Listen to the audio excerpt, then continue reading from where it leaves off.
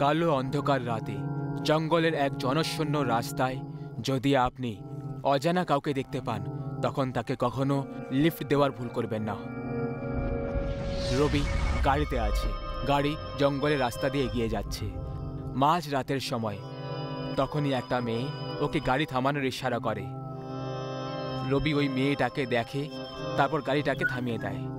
গাড়ি মেয়েটার কাছে এসে থেমে যায় আর রবি তাকে জিজ্ঞেস করে, এক্সকিউজ মি, আপনি এই সময় এই জনশূন্য রাস্তায়? আগে আগে আমার নাম তৃষা। আমার বাড়ির লোকেরা জোর করে আমার বিয়ে এমন এক ছেলের সঙ্গে করাতে চাইছে যাকে আমি এখনো জানিও না। আর এদিকে আমি অন্য কাউকে ভালোবাসি আর তার সঙ্গে বিয়ে করতে চাই। সেই জন্যই আমি বাড়ি থেকে পালিয়ে এসেছি। প্লিজ প্লিজ আপনি আমার সাহায্য করুন প্লিজ। যার সঙ্গে পালাচ্ছ সে তাহলে কোথায়? মানে তোমার বয়ফ্রেন্ড? আমি ফোন করেছিলাম কিন্তু আগে থেকেই কোনো সমস্যায় আটকে আছে। ও বলল যে আমি যে করেই হোক যেন কোথাও রাত কাটিনি। ও সকাল অবধি আমাকে রিসিভ করে নেবে। যদি আপনি আমাকে শহর অবধি লিফট দিয়ে দেন তাহলে আমি কোনো হোটেলে থেকে যাব প্লিজ। ঠিক আছে ঠিক আছে, কোনো ব্যাপার না, বসে পড়ো। রবি তৃষাকে নিজের সঙ্গে নিয়ে যাওয়ার জন্য রেডি হয়ে গেল, কিন্তু ও কি আর জানতো যে ও একটা অসহায়কে মেয়েকে নয় বরং নিজের মৃত্যুকে লিফট দিচ্ছিল। মেয়েটা নিজের ব্যাগ তুলে নেয়, তখন ওর চোখে পরিবর্তন দেখতে পাওয়া যায়। ওর নর্মাল চোখ দুটো লাল হয়ে যায়, কিন্তু তারপর যখন ও রবির দিকে ঘুরে তাকালো তখন আবার সেটা নর্মাল হয়ে যায়। ও হালকা স্মাইল করতে করতে বলল, থ্যাংক ইউ ভেরি মাচ। আপনি যদি না থাকতেন তাহলে। ইটস ওকে, কিন্তু যদি তোমার খারাপ না লাগে তাহলে তুমি আমাদের বাড়িতে থাকতে পারো। তোমার বয়ফ্রেন্ডকে ওখানে রেখে নাও। কিন্তু আপনার ফ্যামিলি? আরে সে নিয়ে চিন্তা করো না, আমার ওয়াইফ খুব বুদ্ধিমতী মেয়ে, কোনো টেনশন হবে না। আপনি খুব ভালো মানুষ। হাই রবি। রবি জয়া এর নাম তৃষা। এর পেরেন্টস জোর করে এর অন্য কোথাও বিয়ে করাতে চেয়েছিল। এর সাথে বাড়ি থেকে পালানোর সময় জঙ্গলে দেখা হয়েছিল, তাই আমি একে এক রাতের জন্য এখানে বাড়িতে নিয়ে এলাম। সকালে এর বয়ফ্রেন্ড একে আনতে চলে আসবে। আর তৃষা এই আমার স্ত্রী। হ্যালো হ্যালো, ভালো করেছো যে তুমি ওকে নিজের সাথে নিয়ে এসেছো। এসো না, ভেতরে এসো। আর তাড়াতাড়ি হাত মুখ ধুয়ে নাও, আমি খাবার গরম করে দিচ্ছি। অনু আর অমলও খাওয়ার জন্য অপেক্ষা করছে। যাও। রবি প্রথম ভুল তখন করেছিল যখন ও এক অজানা মেয়েকে লিফট দিয়েছিল, আর ওর দ্বিতীয় ভুলটা ছিল যখন ওই মেয়েটাকে নিজের বাড়ির অবধি নিয়ে আসে। এটা করে রবি নিজের সাথে সাথে নিজের পরিবারকেও সমস্যায় ফেলে দিয়েছিল। হাই বাচ্চারা, হাই। চলো খাওয়া শুরু করো, তাড়াতাড়ি খেয়ে নাও বাচ্চারা, নাহলে আমি খেয়ে নেবো। হ্যাঁ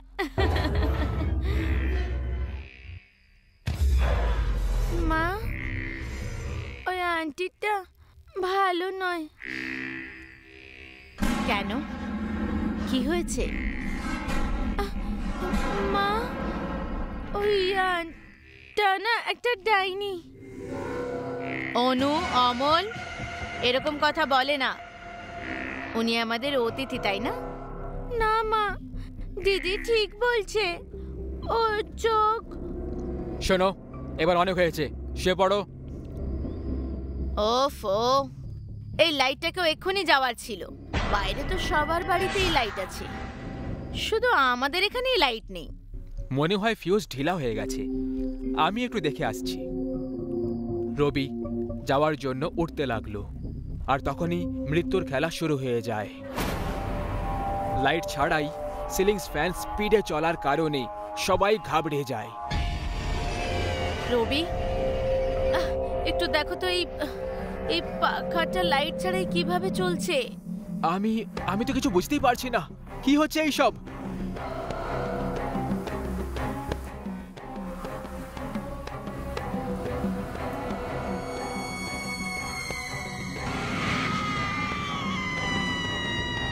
বাচ্চারা ঠিক বলেছিল তোমাদের দুজনকে, আন্টি একটা ডাইনি।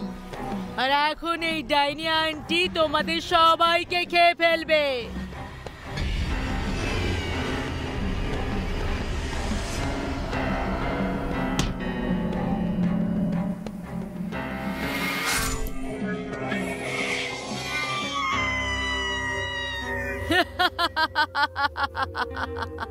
লোকেদের সাহায্য করা খুব ভালো কথা, কিন্তু অজানা যাকে তাকে অতিথি বানিয়ে ঘরে কখনো আনা উচিত নয়, কারণ যে কেউ যখন খুশি খুনি অতিথি হয়ে আপনার পরিবারকে শেষ করে দিতে পারে।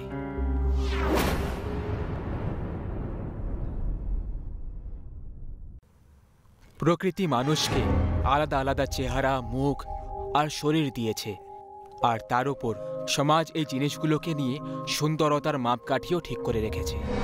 রং ফর্সা, কতটা লম্বা, চুল ভালো হলে তাহলে মানুষ সুন্দর হয়। অভিষেকও এরকম অবাস্তব গুজবে বিশ্বাস করত, যার কারণে ও নিজের স্ত্রী গীতার জায়গায় অফিসে কাজ করে রমাকে ভালোবেসে ফেলেছিল। রমা খোলা চিন্তাধারার সাথে সাথে সুন্দরী আর ফর্সাও ছিল। চা গীতা, দেখতে পাচ্ছ তো আমরা দুজন ফিল্ম দেখছি। চা রাখো আর যাও এখান থেকে। গীতা কিচেনের কাছে গিয়ে ঘুরে তাকায়। তখন রমা অভিষেকের আঙুলে নিজের আঙুল ফাঁসিয়ে নিজের মাথা ওর কাঁধের ওপরে রেখেছিল। গীতা এটা দেখে মন খারাপ করে কিচেনে চলে যায় আর কিচেনে গিয়ে কাঁদতে শুরু করে। আমার সামনে আমারই স্বামী কোনো অন্য মেয়ের সাথে, যদি আমিও ফর্সা হতাম আর আমার মডার্ন চিন্তাধারা হতো। তারপর হঠাৎ গীতা কিছু ভাবতে ভাবতে নিজের চোখের জল মুছে নেয়, আর অভিষেক নিজের রুমে বিছানায় বসে বই পড়ছিল। তখনই গীতা রুমে আসে আর ওর হাতে জলের একটা জগ ছিল, যেটাকে ও সাইড টেবিলে রেখে দেয় আর দ্বিধার সাথে অভিষেককে বলে, শোনো, তুমি রমার সঙ্গে মেশা ছেড়ে দাও। যে মেয়ে বিবাহিত পুরুষের সাথে তার স্ত্রীর সামনে হাতের উপর হাত রেখে বসে, সে মেয়ে ভালো হয় না। অভিষেক এইসব শুনেই খুব বেশি রেগে যায়। এইসব কি বাজে কথা বলছো তুমি? না, তুমি রেগে যেও না। আমি আসলে এটা বলতে চাইছিলাম যে যদি তুমি রমার মতো মেয়েদেরকে পছন্দ করো, তাহলে আমি সেরকম মেয়ে হয়ে দেখাবো তোমায়, ওরকমই জামা কাপড় পরবো। আরে আগে চেহারা তো শুধরে নাও নিজের, তখন করো রমার সঙ্গে তুলনা। এক তো কালো, তার উপরে চশমা। বাবা যদি আমাকে জোর না করতো না, তাহলে আমি তোমাকে কখনো বিয়ে করতাম না। অভিষেক রেগে গিয়ে এটা বলে লাইট বন্ধ করে দেয় আর মুখ ঘুরিয়ে শুয়ে পড়ে। বাইরে থেকে আসা চাঁদের আলোয় গীতার এক্সপ্রেশন দেখা যায়। ও একেবারে ভেঙে পড়ে আর ওখানেই বিছানায় বসে পড়ে। ক্লান্ত হয়ে ওর চোখ আবার ভিজে যায়। গীতা অভিষেকের অপমানজনক কথাগুলো সহ্য করে ক্রমাগত ওর সংসারটাকে সাজানোর চেষ্টা করে। সে বারবার ওর রঙের জন্য ওকে ইগনোর করে যাচ্ছিল। গীতা কিচেন থেকে বাইরে আসে, কিন্তু তখনই ও অভিষেককে বাইরে যেতে দেখতে পায়। ও জোরে দরজা বন্ধ করে দেয় আর গীতা ভয় পেয়ে যায়। গীতা ডাইনিং টেবিলে বসে কাঁদতে থাকে। তখনই ওর মোবাইলে একটা মেসেজ চলে আসে। গীতা নিজের মোবাইলটা তোলে, নিজের চোখের জল মোছে আর মেসেজে ক্লিক করে। যদি আপনি সমস্যায় থাকেন, দুঃখী থাকেন, তাহলে নিচে দেওয়া ওয়েবসাইটে ক্লিক করুন। আপনার সমস্ত সমস্যার সমাধান আছে। বলতে পারা আয়না, মূল্য 21,000। এই সাইট তো খুবই অদ্ভুত। কি করি, কিনে নি এই আয়নাটা? যদি এইসব মিথ্যে হয়, তখন যে সত্যিটা সামনে তার থেকে খারাপ নয় এটা। আপনার ট্রানজ্যাকশন পুরো হয়ে গেছে। আপনার দুঃখ থেকে দূরে হয়ে যাওয়ার প্রথম সিঁড়ি আপনি চড়ে ফেলেছেন। অভিনন্দন। গীতা যে দুঃখ ভোগ করছিল সেটা দূর করতে আসছিল বলতে পারা আয়না, এমন একটা আয়না যে শুধু রক্ত চায়। মনে হয় কেউ আমার সাথে মজা করেছে। বলতে পারা আয়না, এটা কিনেছিলাম। এটা তো পুরোই কালো, এতে তো কিছুই দেখতে পাচ্ছি না। আমাকে কালো দেখে ভয় পেও না, আর বলতে পারি দেখে ঘাবড়ে যেও না। আমি তোমার সব সমস্যা দূর করে দেব, তুমি শুধু আমাকে নিজের রক্ত খাইয়ে দাও। আয়নার দাবি শুনে গীতা চিন্তায় পড়ে গেল, কিন্তু বাধ্য গীতা তো নিজের সমস্যার সমাধান খুঁজছিল। কি করে থামতো? বল, তোর কি দরকার? যদি সত্যি তুমি কিছু করতে পারো তাহলে আমাকে সুন্দরী বানিয়ে দাও। যেমনটা তোমার আদেশ, কিন্তু প্রত্যেক দিন একটু একটু করে ফর্সা করব। ফর্সা হওয়ার জন্য গীতা রোজ আয়নাকে নিজের রক্ত চড়িয়ে ফর্সা হয়ে যাচ্ছিল। একদিন যখন রমা ওর বাড়িতে এলো, তখন ও গীতাকে চশমা ছাড়া আর ওর পরিষ্কার চেহারা দেখে অবাক হয়ে যায়।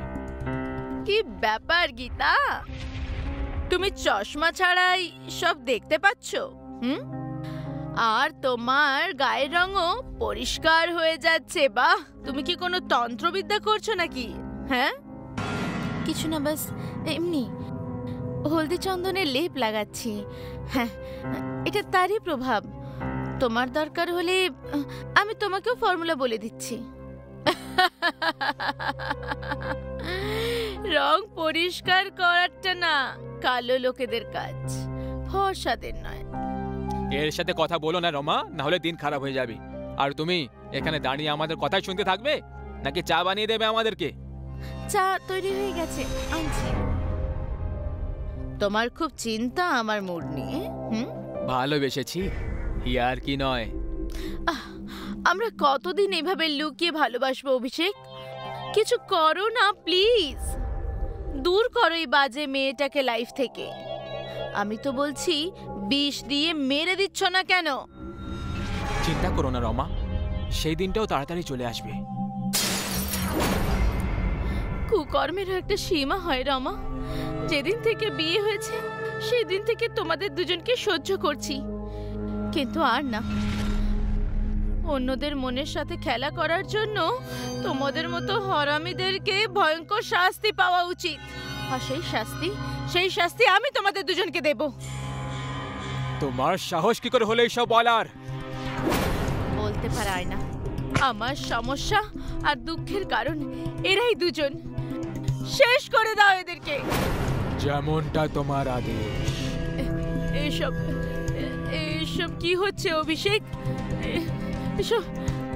কিছু তো গন্ডগোল আছে, পালাও এখান থেকে। না না না, ছেড়ে দাও আমাকে, ছাড়ো।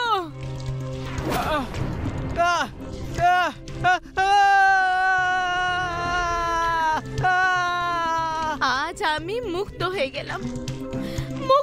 গেলাম আমি।